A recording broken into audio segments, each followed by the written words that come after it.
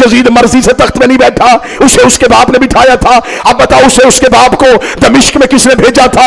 اس کے باپ کو دمشق کا حاکم کس نے بنایا تھا؟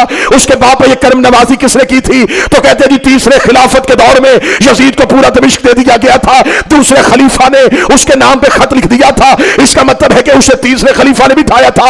اب بتاؤ تیسرے خلیفہ کا فیصلہ کس کمیٹی نے کیا تھا؟ کہ شورا کمیٹی نے کیا تھا. وہ کمیٹی کس نے بنائی تھی؟ وہ دوسرے نے بنائی تھی. وہ دوسرے کو کس نے بٹھایا تھا؟ وہ پہلے نے بٹھایا تھا. اس کا مطلب ہے صرف یزید ہی مجرم نہیں تھا، جس نے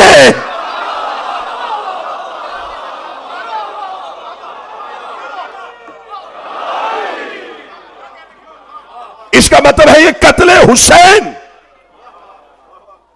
حسین کا الزام صرف یزید کے سر پہ نہیں، جس نے اپنا کردار ادا کیا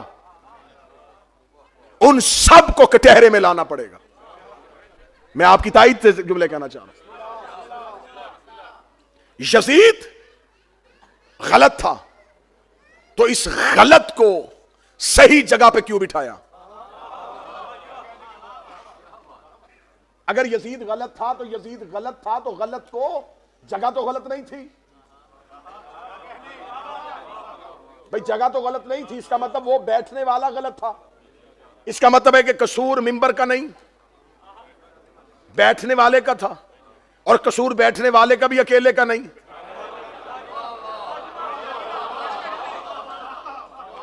بھئی دنیا میں یہ اصول ہے کہ انویسٹیگیشن کرنے والے قتل کا سراغ لگاتے ہیں کہ وجہ کیا ہے، یہ قتل ہوا کیوں تھا.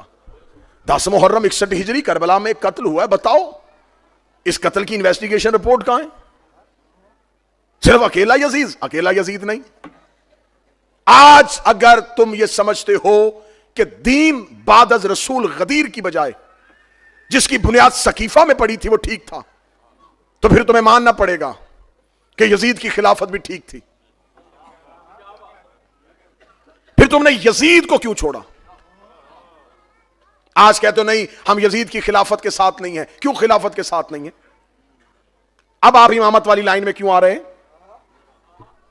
جب آپ نے پہلے ہی امام کو نہیں مانا تو پھر آپ تیسرے امام کو کیوں مان رہے ہیں؟ اگر تیسرے کو ماننا تو پھر دوسرے کو بھی مانو، دوسرے کو ماننا ہے تو پہلے کو بھی مانو. یزید پہ لعنت کرنی ہے تو صرف یزید پہ لعنت نہیں کرنی.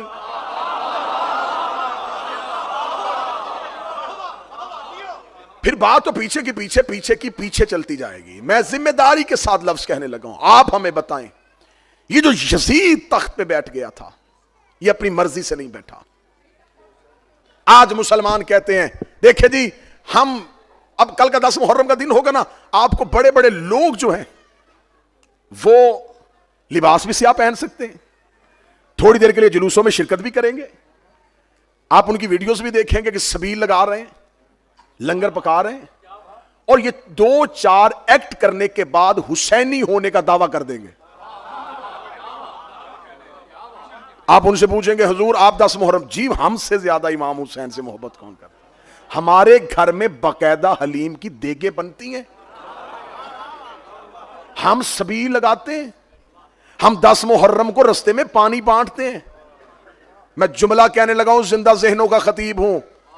دیگے پکانے سے حسین نہیں ملتا.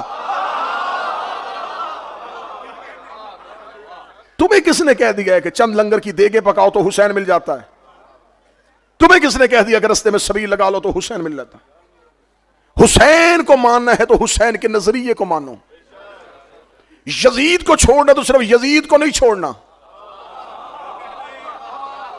اس کے مکمل نظریے کی مخالفت کرو. اب اگلی جو بات میں کہنے لگا ہوں، میری قوم کے نوجوان طالب علم سٹوڈنٹ جو ہیں اس کلیے کو، اس فارمولے کو اپنے ذہن میں پکا کر لیں، اور جہاں کہیں آپ بیٹھیں اس کلیے کو، اس فارمولے کو اپلائی کریں، اور غیر شیعہ سے پوچھیں کہ ہمیں بتاؤ یہاں پر تم کہاں کھڑے ہو. اب میں وہ کلیہ دینے لگا ہوں. متوجہ بات کی جانب. آپ کہتے ہیں کہ جی یزید کی حکومت غلط تھی، ٹھیک ہے. آپ خلافت کے قائل ہوتے ہوئے، امامت کے نہیں، آپ رہے خلافت کے قائل، نظریہ خلافت کو مانیں، نظریہ خلافت کو تسلیم کرتے ہوئے آپ مجھے یزید کی خلافت کو غلط ثابت کر کے دکھائیں. یزید پہ لعنت صرف علی ولی اللہ پڑھ کے کی جاتی ہے.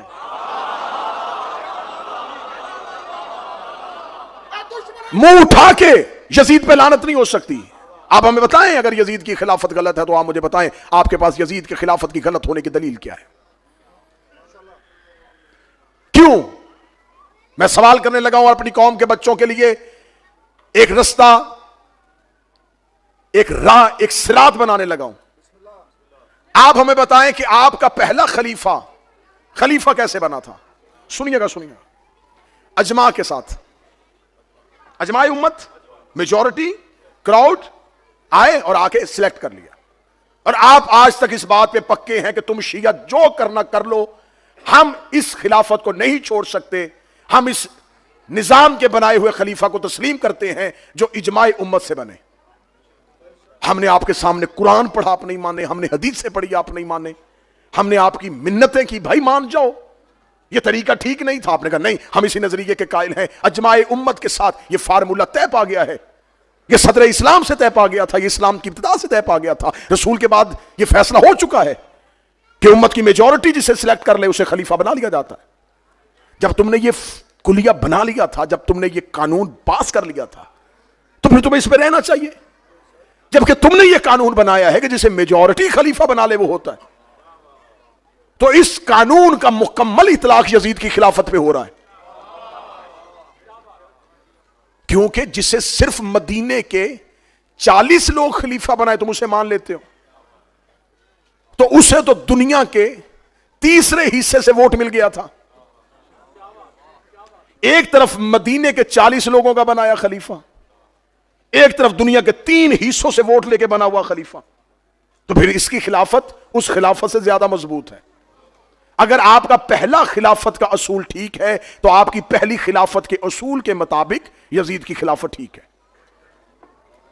آپ نے دوسرا خلیفہ کیسے بنایا؟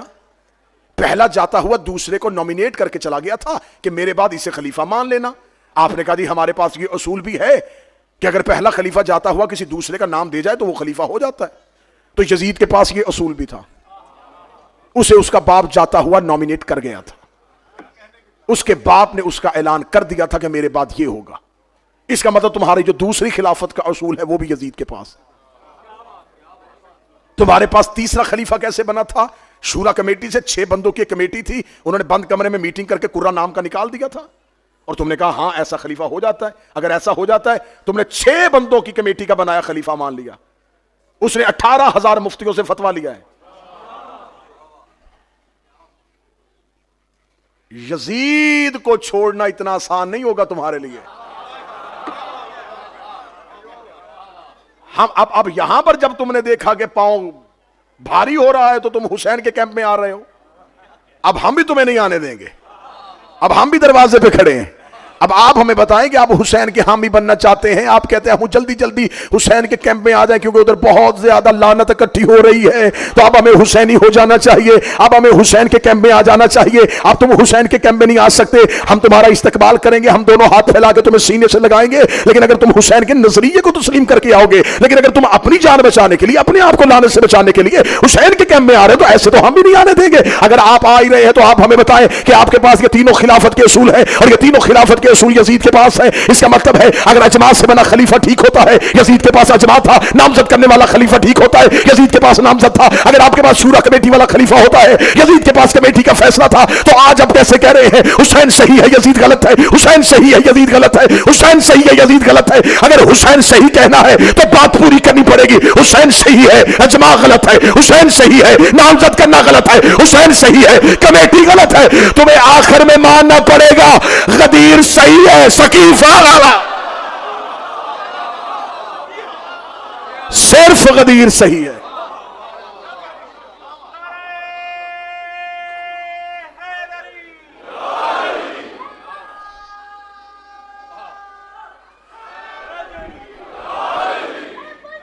بسم اللہ.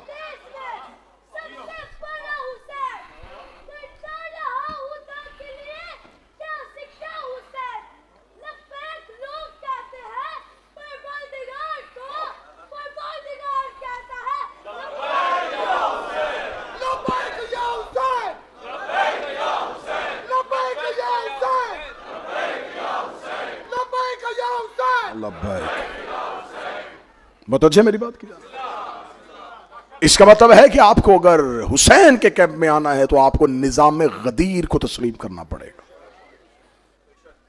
اسلام کی بقا غدیر میں ہے. کربلا صرف اور صرف حسینیت اور یزیدیت کی جنگ کا نام نہیں، کربلا غدیر کی حمایت اور غدیر کی مخالفت کا نام ہے. آپ نے بے شک کہہ کے لفظ کیا، میں پھر کہنے لگا ہوں، اس بات کو، اس کو ذہن میں رکھیے گا. کربلا جنگ ہے تحفظ ولایت کی، کیونکہ جو سامنے کھڑے تھے وہ لا الہ پہ قائل تھے، وہ محمد رسول اللہ پہ قائل تھے. آج کہتے ہیں جی حسین ابن علی نے صرف انکار کیا تھا، حسین نے انکار کر دیا تھا کہ میں تیری بیعت نہیں کروں گا. حسین نے اس لیے بیعت نہیں کی تھی کہ وہ فاسق تھا، وہ شرابی تھا. وہ تہجد گزار بھی ہوتا تو حسین بیعت نہ کرتے.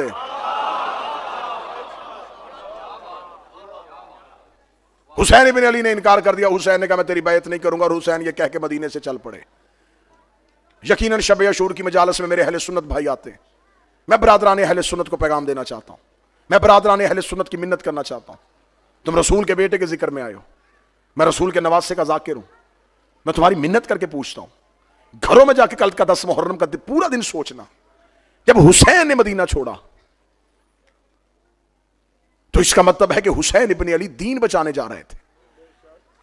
تو جنہوں نے پہلے نمبر پہ رسول کے بعد خلافتیں لی تھی، ان کے کسی بیٹے نے حسین کے ساتھ وطن کیوں نہیں چھوڑا؟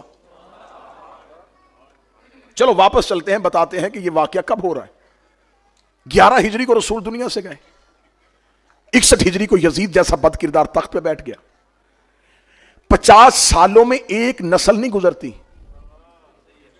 سنگل جنریشن کا دور ہوتا ہے 50 سال. اس کا مطلب ہے جو رسول کے دور میں بچہ تھا حسین کے دور میں جوان تھا، جو رسول کے دور میں جوان تھا حسین کے دور میں بوڑھا تھا. اگلی سطر اپنے سینوں کے ساتھ دلوں میں اتارنا، جس وقت یزید تخت پہ بیٹھا اس وقت وہ لوگ زندہ تھے جنہوں نے نبی کے کاندھوں پہ حسین دیکھا تھا. وہ لوگ موجود تھے. خم غدیر پہ رسول نے کتنے اصحاب ہیں جو اہل سنت کی تواریخ میں نقل ہوئے ہیں؟ کم از کم تعداد 80,000، زیادہ سے زیادہ 1,40,000. 1,40,000 اگر رسول کی آخری حج میں زندہ ہے تو 50 سال میں اگر آپ ان میں یہ کر دیں کہ ان میں سے 40,000 دنیا سے چلے گئے تو 1,00,000 تو تھا. آدھے دنیا سے چلے گئے، آدھے تو تھے. تو ان 60-70 ہزار اصحاب کے ہوتے ہوئے میں فضائل پڑھ رہا ہوں، حسین کے ساتھ صرف 72 کیوں ہیں؟ میں فضائل پڑھ رہا ہوں، میں نتیجہ دے رہا ہوں آج کی تقریر کا. اور حسین کے ساتھ جو 72 تھے ان سب کے نام تاریخوں میں لکھے ہیں. حسین نے شب عاشور سب کے نام لکھوا دیے تھے، قبیلے لکھوا دیے تھے، قد لکھوا دیے تھے، رنگت لکھوا دی تھی. اگر حسین یہ سب کچھ نہ لکھواتے، مجھے حسین کی قسم، آج مورخ اگر صرف حسین کی تعداد ہوتی نا 72 ہے، لوگ اپنی مرضی کے نام ان 72 میں لکھ دیتے، فلاں بھی تھا، فلاں بھی تھا، فلاں بھی تھا. اس لیے حسین ابن علی نے اپنے 72 جو ہے وہ علیحدہ کر کے دکھا دیے. یہی ہے بس. اب حضور وہ جو اس ٹائم پہ 1.5 لاکھ رسول کا آخری خطبہ سن رہے تھے، وہ لوگ کدھر تھے؟ ان کی پوزیشن کیا تھی؟ اگر وہ حسین کے ساتھ تھے تو 72 میں کیوں نہیں؟ پھر 2 صورتیں پیچھے بچتی ہیں، یا وہ یزید کے ساتھ تھے یا وہ خاموش تھے. اب جب ہم نے دیکھا کہ وہ کہاں تھے تو جب ہم نے لشکر یزید کی تعداد دیکھی، میں نتیجے دے رہا ہوں اور آپ خاموش. میری مجبوری ساؤنڈ ہو سکتا ہے، آپ کی مجبوری نہیں ہو سکتا، اور میں اس کا عادی ہو گیا ہوں، یہ ہر سال اسی طرح چلنا ہے. اب 9 لاکھ، آپ کہتے 9 لاکھ نہیں تھے، 5 لاکھ، 5 لاکھ بھی نہیں تھے. کم از کم جس نے حد کربلا کا انکار کیا اسے کہا 30,000. یہ 30 کے 30,000 کیا شام سے آئے تھے؟ بڑی آسانی سے تو نے منہ پھاڑ کے کہہ دیا نا کہ قاتلان حسین شیعہ تھے. ہم بتاتے ہیں کون تھے. قتل حسین کا اعلان کرنے والا اور حکم دینے والا یزید معاویہ کا بیٹا تھا, اور معاویہ ابو سفیان کا بیٹا تھا, اور ابو سفیان حرب کا بیٹا تھا, اور حرب امیہ کا بیٹا تھا. لو ہم سے سنو قاتل کا شجرہ. جسے اس نے کربلا میں سپہ سالار بنا کے بھیجا تھا, اس کا نام عمر ابن سعد تھا, اور وہ سعد بن ابی وقاص صحابی کا بیٹا تھا. ہمیں بتاؤ یہ حسین بن نمیر کون تھا؟ ہمیں بتاؤ شمر ذی الجوشن کا تعلق کس کے ساتھ تھا؟ ہمیں بتاؤ کہ اشس سردار اشس بن قیس کس کا خونی رشتہ دار تھا؟ تو قاتلان حسین کا تو شجرہ کھلا ہوا ہے. صرف یزید کے سر پہ قتل حسین کا جرم نہیں تھا, صرف اولاد رسول کے ساتھ ظلم کا جرم اس کے سر پہ نہیں. 61 ہجری کو اس نے نوازہ رسول کی شہادت, 62 ہجری آتی ہے اور یہ مدینے پہ حملہ کر دیتا ہے. مدینے پہ حملہ کر کے 23,000 اصحاب پیغمبر یزید کی فوج کے ہاتھوں قتل ہوتے ہیں.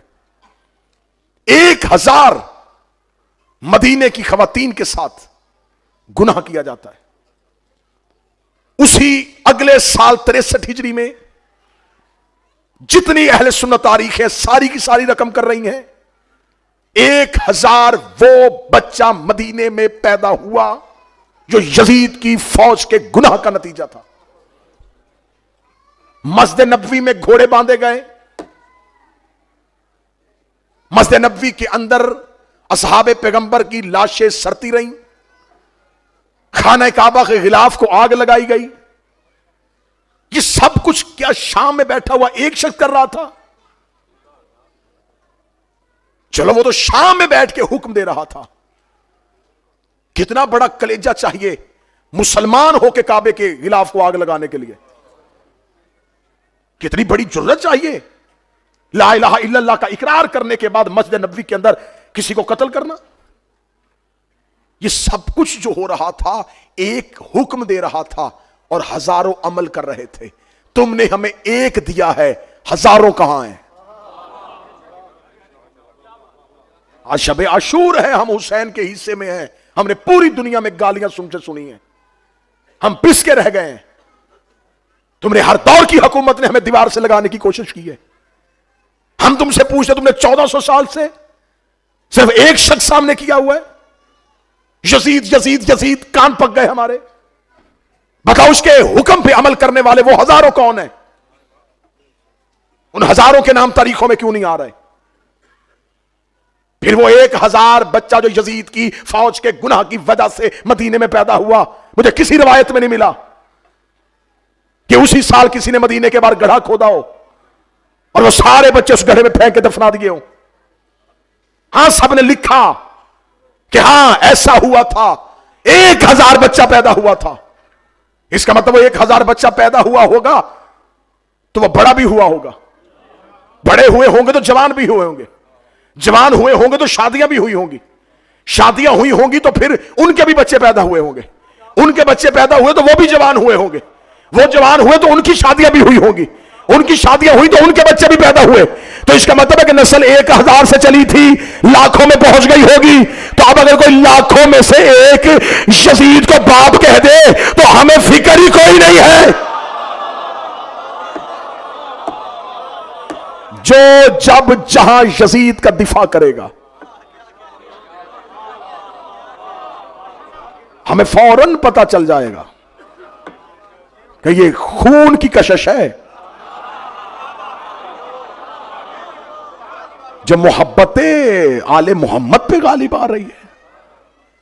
سوال ہے میرے اہل سنت دوستو, سوال ہے میرا سنی بھائیوں, جا کے تاریخوں میں پتا کرو کہ آخر اتنی ستم ظریفی, اتنا ظلم کہ 50 سال اور 50 سال کے بعد جس ممبر پہ رسول بیٹھتے تھے اس ممبر پہ کوئی شخص ہاتھ میں شراب کا جام لے کے بندر کو گود میں لے کے بیٹھا ہوا. یہ سب کچھ اچانک ہوا نہیں. اگر یزید نے یہ بیعت مانگی ہے تو اس کے اندر یہ حوصلہ کہاں سے آیا؟ اس کا مطلب ہے کہ اسے یہ حوصلہ کہیں سے ملا تھا. اسے پتا چل گیا جب میرا باپ بلا شرکت غیر دمشق میں اسلام کا ایسا حاکم بن سکتا ہے کہ وہ اپنی مرضی سے اذانیں دلوا رہا ہے اور اپنی مرضی سے نمازیں پڑھوا رہا ہے اور کیسے کیسے بد کردار لوگوں کو مسلمانوں کے اوپر گورنر بنا رہا ہے. یہ سب کچھ صرف 61 ہجری میں نہیں ہوا. میں تمہیں کربلا 61 ہجری سے شروع نہیں ہوئی. نبی کی رحلت کے بعد 11 ہجری کو کربلا کا آغاز ہو گیا تھا. ہم کربلا کو 10 محرم سے ہم بھی نہیں لیں گے. میری قوم کے نوجوانوں اگر فلسفائی کربلا جاننا ہے تو کربلا 10 محرم سے شروع نہیں ہو رہی. ہمیں پیچھے جانا پڑے گا 11 ہجری میں جب پہلی بار دروازہ رسول پہ شور ہوا تھا. یہ کربلا کا آغاز ہے. میں فضائل پڑھ رہا ہوں. وہ خالد بن ولید جسے تم نے آج اسلام کا ہیرو بنایا ہے, جسے سیف اللہ کے لقب سے یاد کر کے بچوں کو سلیبس کی کتابوں میں پڑھاتے ہو, اس نے پورے کا پورا قبیلہ قتل کر دیا بنی مستلق, اور تم نے آج کتابوں میں لکھا جی اس لیے قتل کر دیا کہ وہ زکات نہیں دے رہے تھے, وہ منکرین زکات تھے, وہ زکات کے منکر نہیں تھے, جس طریقے سے لی جا رہی تھی وہ نہیں دینا چاہتے تھے. وہ کہتے ہاں ہم دیں گے زکات, لیکن یہ کیا غصب شدہ خلافت کو ہم زکات دیں؟ ہماری مرضی سے خلیفہ بنایا, جب خلافت میں ہماری مرضی نے ہم زکات کیوں دیں؟ نہیں دینا چاہتے تھے وہ زکات. پوری ایک رات میں پورے کا پورا قبیلہ قتل ہوا. کیا وہ مسلمان نہیں تھے؟ اسی قبیلے کا مالک بن نویرہ جیسا صحابی جس کو اسی رات خالد بن ولید نے ملعون نے قتل کیا, اس کے سر کی کھوپڑی جو ہے اس کا سر کاٹ کے آگ کے اوپر اس کی کھوپڑی کے اندر ہانڈی پکائی گئی. ایک رات میں اس کی زوجہ کے ساتھ گناہ کیا گیا. یہ سب کچھ تاریخ کی کتابوں میں یہ گندگی لکھی ہے, تو پھر اس کو اپنے گلے میں ڈالو. یہ سب صاف کر کے پھر حسین کے گھر آؤ.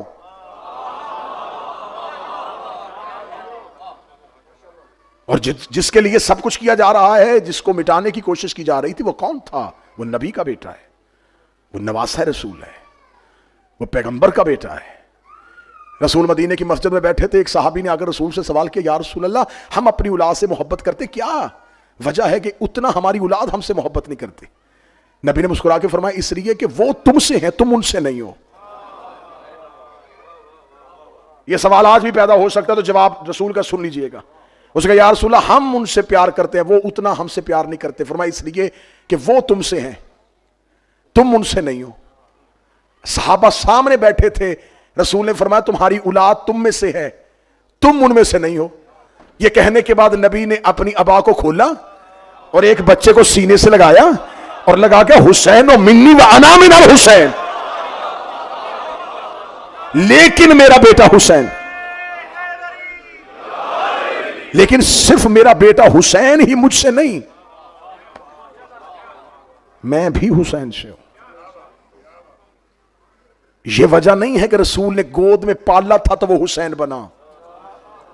میں سطر کہنے لگا جو قریب ہے میرا ساتھ دے دینا. یہ وجہ نہیں ہے کہ رسول نے گود میں پالا تھا تو وہ حسین بنا, وہ حسین تھا تو نبی نے گود میں پالا ہے.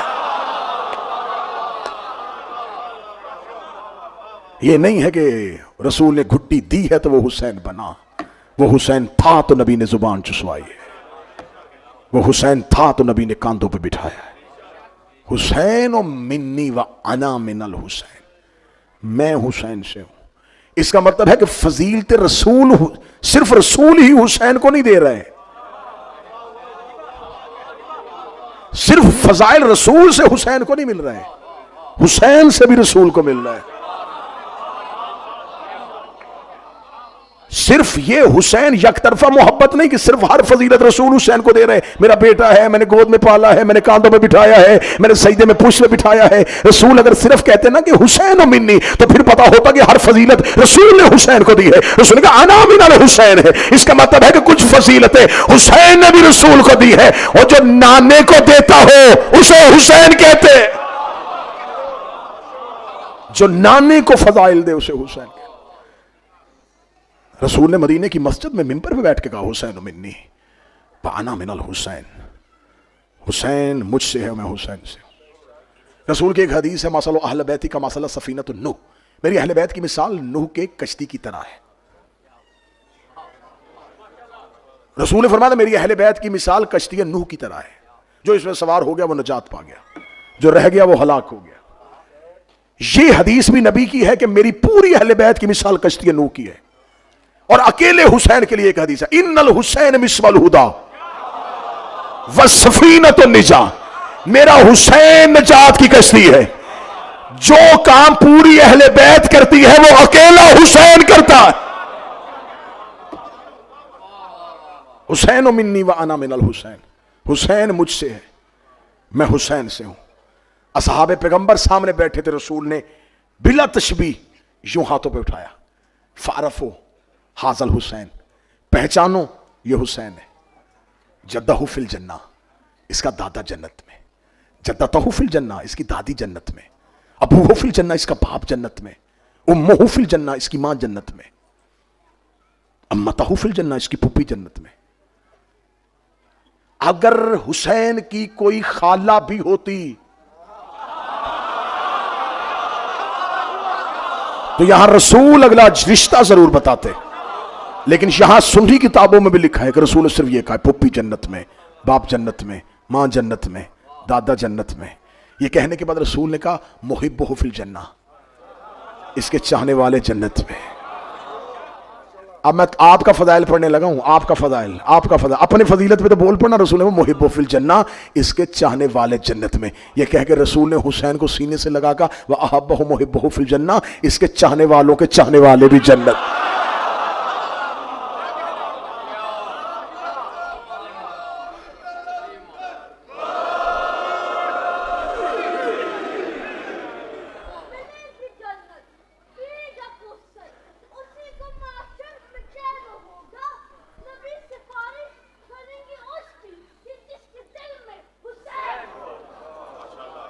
یہ ہے حسین۔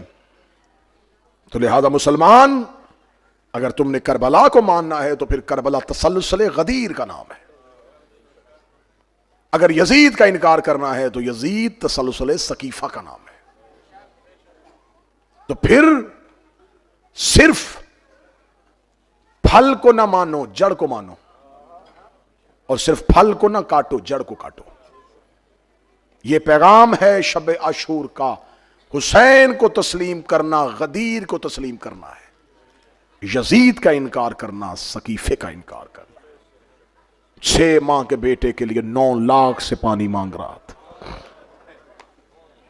شب عاشور آ گئی، بجھ گیا حسین کے خیمے کا چراغ۔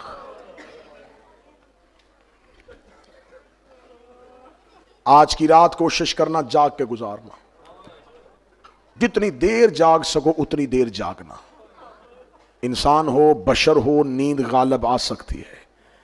نیند آنے لگے تو اپنے آپ کو یہ کہہ کے جگانا کہ آج سکینہ جاگتی رہی ہے، آج حسین کی بیٹیاں جاگتی رہی ہیں۔ آج کی رات شہیدوں کی رات ہے، کل کی رات غریبوں کی رات ہے۔ آج زینب کا ہر رشتہ موجود ہے، دائیں دیکھتی ہے اکبر، بائیں دیکھتی ہے قاسم۔ کل اکیلی ہو جائیں گی صحرا میں علی کی بیٹیاں۔ آج شب عاشور، کل کا دن 10 محرم، میں بھائی بن کے منت کروں گا، بیٹا بن کے منت کروں گا، کل 10 محرم تمہاری حالت ایسی ہو تمہیں بتانا نہ پڑے کہ تمہارا کوئی نقصان ہوا۔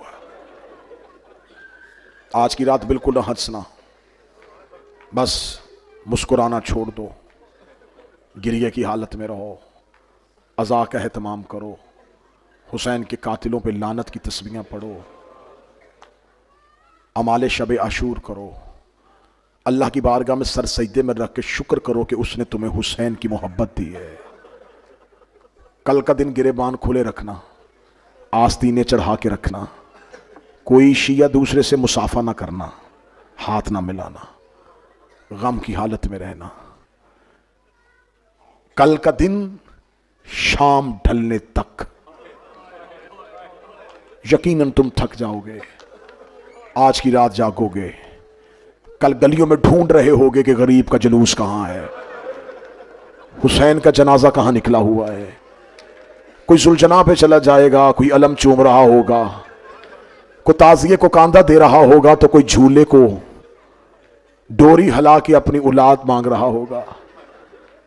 कल तुम मातम में रहोगे, तुम गिरिये में रहोगे, मातमी मातम करेंगे, कोई जंजीर जनी करेगा, कोई नोहा पढ़ेगा, रात जागे हुए होगे, दिन के थके हुए होगे, लेकिन मैं मिन्नत करके कह रहा हूं शाम को जाओगे घरों में ही।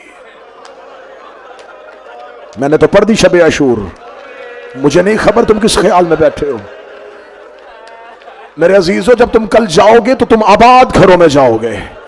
किसी का मां इंतजार कर रही होगी तो किसी का बहन इंतजार कर रही होगी।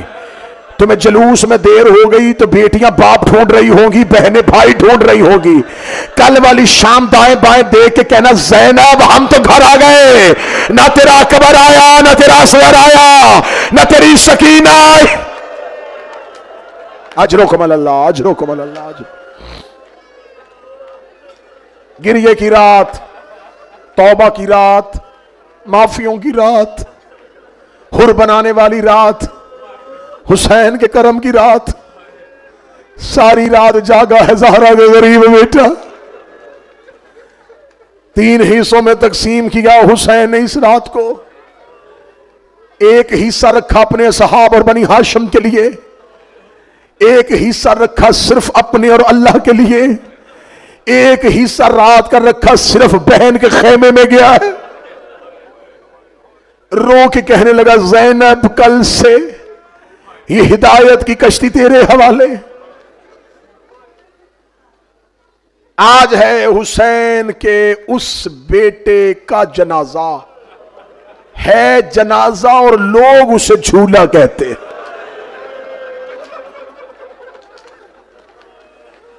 झूला बच्चों को सुलाने के लिए होता है। असगर की मां की हसरत आती है आज की रात। शोरा बैठे, दुर्रे नजफ का रंग सफेद होता है, यकूत का रंग सुर्ख होता है। ठीक है, अब शेर सुनना और इसी पे मातम करना। जो दुर्रे नजफ था अभी याकूत बनेगा। अकबल भाई, जो दुर्रे नजफ था अभी याकूत बनेगा। असगर तेरा झूला ही ताबूत बनेगा। असगर तेरा झूला ही ताबूत बनेगा। मैं शहजादे की शहादत पढ़ने लगा हूं। झोलियां फैलाओ जिसके घर में औलाद नहीं। अल्लाह मेरे भाई मोहसिन को जिंदगी वाला बेटा दे। मैं अपनी माओ बहनों बेटियों से मुसाइब से पहले भाई बन के अपील करूंगा, बेटा बन के करूंगा। यकीनन तुम्हारे बड़े राज दुलारे हैं, तुमने बड़े नाजों से पाले हैं। मैं मिन्नत करके करूंगा, मैं पूरे मुसाइब में मिन्नतें नहीं किया। आज की रात मेरी मिन्नत मानना।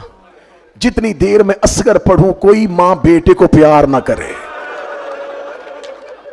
अगर तुमने गोद में लिटाया है थोड़ी देर के लिए जमीन पे लिटा देना। तुम्हारा बच्चा रोए तो जितनी देर मुसाइब पढ़ूं बर्दाश्त कर लेना। ऐसे ना मैं असगर पढ़ रहा हूं और तू अपने बच्चे का माथा चूम ले और तेरे पहलू के साथ रुबाब बैठी हो और रुबाब रोक गए, तुझे पता जो नहीं मेरा असगर कितना प्यारा था, मेरा गोद वाला मारा गया। ए सादात व गैर सादात, आखिरी इस्तगासा हुसैन का बुलंद हुआ। हल मिन्ना सिरयन सुरना की सदा हुसैन ने दी। शहजादा अली असगर ने अपने आप को गहवारे से गिराया। शहजादी फिजा के कहती है मौला तेरा असगर झूले में नहीं रह रहा। जख्मी हुसैन खेमे में आए। मां ने असगर तैयार करके हुसैन के हाथों पे दिया। हुसैन ऐसे 9 लाख की तरफ चले जैसे ज़हरा दरबार में गई थी। हुसैन 9 लाख के सामने जाके कहते बैयत का मुतालबा हुसैन से है, बहते दरिया से पानी मांग रहा हूं, मुझे चंद घूंट बेटे के लिए पानी चाहिए। मलाउन कहका मार के कहते प्यास की शिद्दत अब ताप नहीं ला रही, पीना खुद है, बहाना बेटे का कर रहा है, तेरा बच्चा पानी मांगेगा तो हम दे देंगे। ये कह के इन्होंने कह के मारने शुरू किए। इन्हें खबर थी 6 महीने का बच्चा क्या बोलेगा। हुसैन ने असगर के कानों पे लब रखे। आवाज आई असगर ईसा मरियम की गवाही के लिए बोला تھا تو فخر عیسیٰ ہے، لوگ باپ کا مذاق اڑا رہے ہیں، اصغر تو بابے کی گواہی کے لیے بولے گا۔ اصغر نے باپ کے ہاتھوں سے ایسے سر اٹھایا جیسے منبر پہ علی بیٹھا کرتے تھے۔ اصغر کی آواز آئی، العطاش العطاش العطاش، میں پیاسا ہوں میں پیاسا ہوں میں پیاسا ہوں۔ رباب گرتی گرتی دروازے پہ آئی، دروازے پہ آ کے کہتی مولا اصغر کو کہے تھوڑا اونچا بول۔ ماں کو وہ لفظ بڑے اچھے لگتے ہیں جو بچے پہلی بار بولتے ہیں، میں نے پہلی بار اپنے اصغر کو اپنے منہ سے بولتے سنا۔ ہائے غریبی، شب عاشور ہے، شب عاشور ہے، شب عاشور ہے۔ جس کو رونا نہ آئے ہائے کہہ لو، آنسو بس میں نہیں، ہائے بس میں ہے۔ رونا نہ آئے ہائے کہہ دینا، ہائے نہ کہہ سکو سر جھکا لینا، صرف اتنا سوچ لینا کہ حسین تو کتنا غریب تھا۔ کوشش کرنا شب عاشور تیری آنکھ خشک نہ اٹھے۔ مولا اصغر سے کہے اونچا بول۔ پہلا حصہ مصائب کا مکمل ہوا۔ حسین نے بیٹا ہاتھوں پہ لیا تھا، اللہ بیٹے کی زندگی کرے۔ حسین نے یوں ہاتھوں پہ لیا تھا، 9 لاکھ نے اصغر کو بولتے ہوئے دیکھا، آئے حسین کے قتل کے ارادے سے تھے، انہوں نے اپنی چہروں پہ اپنی اپنی ابائیں لی، دیکھ کے کہنے لگے یہ تو ہمیں کہتا تھا جوانوں سے لڑوانا ہے، یہ 6 مہینے کے بچے سے ہم کیسے لڑیں۔ عمر ابن سعد ملاؤن نے اپنی فوج میں بغاوت دیکھی، یہ وہاں گیا جہاں حرمل ملاؤن بیٹھا تھا، یہ جا کے کہتا تب اٹھے گا جب میری فوج بھاگ جائے گی، میری فوج میں بغاوت پھیل گئی ہے، جلدی کر قتل کلام الحسین، حسین کے کلام کو قطع کر۔ اس ملاؤن نے تیزی سے اپنے تیروں میں سے وہ تیر نکالا جو جنگ میں بھاگتے ہوئے گھوڑے کو مارا جاتا تھا، اس نے 6 شعبہ تیر نکالا، اس نے اپنا گھٹنا کربلا کی ریت پہ لیا، اس نے تیر کو نکالنا شروع کیا، ادھر سے اس نے تیر نکالا، رباب نے چلنا شروع کیا، اس نے تیر کمان میں ڈالا، رباب دروازے پہ آ گئی، اس نے اصغر کی گردن کا نشانہ لیا، رباب نے خیمے کا پردہ اٹھا لیا، اس نے تیر چھوڑنے کا ارادہ کیا، رباب کی ایک نظر اصغر پہ تھی، ایک حرمل کے تیر پہ تھی، رباب روک دی، اصغر اونچا ہو، تیر اونچا آ رہا ہے، اصغر دائیں جا، تیر دائیں آ رہا ہے، اصغر تیر بابے کو نہ لگے، تیر اصغر کی گردن پہ لگ کے حسین کی کلائی سے پار ہوا۔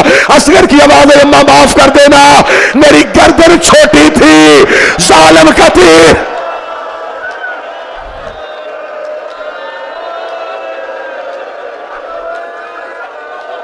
اماں معاف کر دینا، میری گردن چھوٹی تھی، ظالم کا تیر۔ میں منبر پہ شبیر کا ذاکر قبر حسین کی قسم کھا کے، قسم کھائی میں نے، یہ قسم آ گئی جب میرے ذمے، زہرا کا بیٹا جانے اور میرا حلف جانے، تو جانو تیرا آنسو جانے، ساری زندگی تم نے پڑھا تیر کی نوکیں کتنی تھی، 3 مقتل کی ضمانت میں لیتا ہوں، 3 نوکیں تھی، یہ 3 نوکیں جب گئی ہے تو اصغر تک پہنچی کیسے؟ یہ 3 نوکوں میں فاصلہ تھا، تیر کی 3 نوکیں تھی، جب اس نے تیر چھوڑا، حسین نے اصغر کو ہاتھوں پہ بلند کیا ہوا تھا، مقتل کہتی ایک نوک اصغر کے پہلو پہ لگی، ایک اصغر کی گردن پہ لگی، ایک اصغر کے ایک کان سے دوسرے کا۔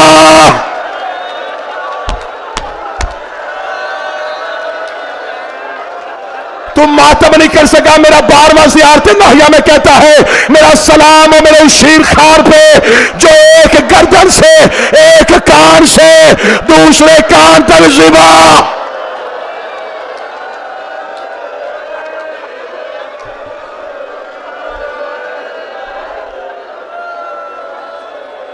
حوصلہ حوصلہ حوصلہ۔ جو سید بیٹھے ہو، جو سادات بیٹھے ہو، میں تمہارے ہاتھ نہیں کھڑے کرواؤں گا، میری ہمت ہی نہیں میں سادات کے ہاتھ اٹھواؤں۔ اسد بھائی سادات کے ہاتھ اٹھوائے بغیر وہ جملہ پڑھنے لگاؤں۔ اصغر کو پہلی نوک وہاں لگی جہاں زہرا کو زخم لگا تھا،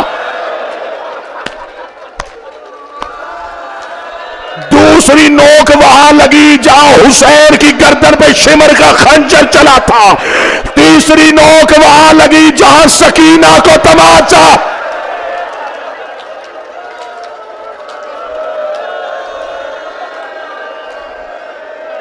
جو اولاد والے ہو، جس کے گھر میں چھوٹی اولاد ہے، کر لو ماتم. کل چلی جائے گی زینب، اگلے سال وہ روئے گا جو رہے گا. کل ودا ہو جائے گی علی کی بیٹیاں.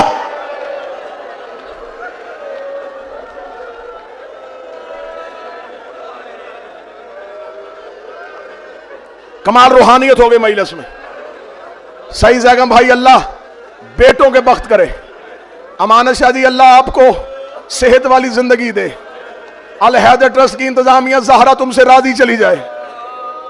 تم نے حسین کے نوکروں کے رونے کا یہ اہتمام کیا ہے. ایک تیر کی نوک جو اصغر کی گردن سے لگی تھی حسین کی کلائی سے پار چلی گئی. حسین نے اصغر کے اوپر اپنا امامے کی چادر کو ڈالا. حسین کی آواز ہے اصغر اگر اس حالت میں خیمے لے کے چلا گیا یا ماں مر جائے گی یا بہن مر جائے گی. اصغر مجھے اجازت دے میں تیری گردن سے تیر کھینچوں. اصغر کی آواز ہے بابا ایسے نہیں، پہلے دادا ابراہیم بلا، دادا اسماعیل بلا، مدینے سے نانا بلا، نجف سے بابا بلا، بقیہ سے ماں بلا. آواز ہے سارے ٹیلے پہ کھڑے دیکھ رہے ہیں. اصغر کی آواز ہے بابا دادا ابراہیم سے کہے نہ تیری آنکھوں میں پٹی نہ میرے پاؤں میں رسی. بابا آج صبر کا امتحان نہیں، آج صبر کی معراج دکھا. حسین نے اصغر کو پیٹ کے بل کربلا کی ریت میں لٹایا. حسین نے تیر کی نوک میں ہاتھ ڈالا، دو ہاتھ اصغر کی کمر پہ آئے. آواز آئی حسین آہستہ، حسین آہستہ، حسین آہستہ. آواز آئی کون آیا ہے؟ آواز آئی دادیوں کو پوتے بڑے پیارے ہوتے، اور تیری ماں زہرا بقیہ چھوڑ کے آ گئی.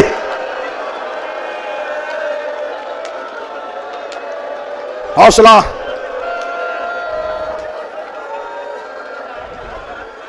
حسین دادیوں کو پوتے بڑے پیارے ہوتے.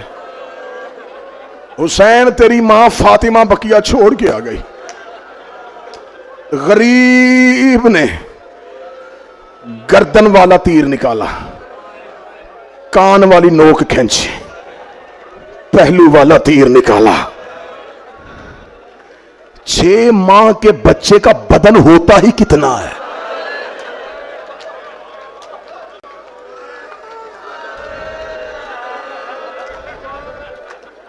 حسین نے بیٹا، حسین نے بلا تشبیہ اپنا بیٹا اپنے امامے کی چادر میں لپیٹا، سینے سے لگایا. حسین خیام کے پیچھے گئے، بلا تشبیہ ایک ہاتھ میں بیٹا، دوسرے ہاتھ سے قبر کھودی. تھک گئے تو میں چھوڑ دوں. شریعت میں باپ بیٹوں کی قبریں نہیں بناتے. بلا تشبیہ ایک ہاتھ میں اصغر کو چھپایا ہوا تھا، تلوار سے قبر کھودے. ریت کربلا کی گرم تھی، اصغر کا بدن بڑا نرم تھا. اگلی سطر تیرے گھر تک رونے کے لیے ہے. حسین نے آنسوؤں سے اصغر کی قبر کو ٹھنڈا کیا. اتنا رویا زہرا کا بیٹا، اتنا رویا فاطمہ کا غریب، اپنے آنسوؤں سے اصغر کی قبر کی ریت کو ٹھنڈا کیا. غریب نے بیٹا ریت پہ رکھا. اللہ نہ کرے خاکم بدہن کسی باپ کو بیٹا دفنانا پڑ جائے. باپ کو لوگ قبر پہ مٹی نہیں ڈالنے دیتے. اللہ نہ کرے باپ زندہ ہو نا کسی کا بیٹا مر جائے تو لوگ قبر سے باپ کو دور لے جاتے ہیں کہ یہ نہ دفنا ہوتا دیکھے، جب قبر بن جائے تو پھر بیٹے کو لے آئیں. آج تک مجھے بتاؤ کہ تم نے کتنی میتیں اور کتنے جنازے دیکھے، کتنے جنازے دیکھے. کبھی تم نے دیکھا ہے کہ لوگ جلدی میں کسی کو دفنا رہے ہو؟ نہیں دیکھا. اور پڑھو سطر، حسین ڈر ڈر کے اصغر دفنا رہے تھے. حسین نے دفنا کے بیٹے کی قبر کا نشان مٹایا. دور سے جا کے قبر کو دیکھتے کہ کسی کو پتا تو نہیں چل رہا کہ یہاں کوئی چھوٹی سی قبر ہے. تھوڑی دور جاتے پھر بیٹے کی قبر دیکھتے. حسین نے تلوار کو نیام سے نکالا، حسین نے حملہ کر دیا، حسین کو مار گئی تھی اکبر کی موت، حسین کو مار گیا تھا غازی کا گرنا، حسین کو مار گئی تھی اصغر کی موت۔ تھوڑی دیر کے بعد حسین گھوڑے کی زین سے گر گیا، لوٹو لوٹو کی صدا کربلا کی مقتل میں گونجی، فوج اکبر و عباس و قاسم کے قاتل خیام حسینی کی جانب دوڑے، ہر کوئی خیموں کو لوٹ رہا تھا، کوئی مقتل میں لاشوں کو لوٹ رہا تھا۔ کسی نے حکم دیا سروں کو جسموں سے جدا کرنا شروع کرو، انہوں نے بدن سے سر کاٹنے شروع کیے، انہوں نے نیزوں پہ سر سوار کرنے شروع کیے۔ جب انہوں نے شام غریبہ گنتی کی، مارے 72 تھے، سر 71 ہے۔ اب مجھے نہیں پتا مجمع سے زندہ کون اٹھے گا، مجھے نہیں پتا کہ سینے پہ ہاتھ کون مارے گا۔ عمر ابن سعد ملعون دے کے کہتا سر ایک ایک قیمتی ہے، ایک ایک سر کے عوض ہمیں جگیریں ملنی ہے، کوئی سر کربلا میں رہ نہ جائے۔ ایک ملعون کہتا میں دیکھ رہا تھا حسین خیمے کے پیچھے اپنے بیٹے کی قبر بنا رہا تھا، اس نے 300 سپاہیوں کو بھیجا، یہ ہاتھوں میں نیزے لے کے خیمے کے پیچھے گئے۔ سکینہ رباب کی گود سے اٹھی، سکینہ اس دستے کے پیچھے دوڑی، انہوں نے نیزے زمین پہ مارنے شروع کیے، ہر نیزے پہ سکینہ زمین پہ گرتی، ہر نیزے پہ سکینہ زمین پہ گرتی۔ ایک ملاؤں نے نیزہ زمین پہ مارا، اس نے نیزہ نکالا، اکیلا نیزہ نہیں، اصغر کا لاشا۔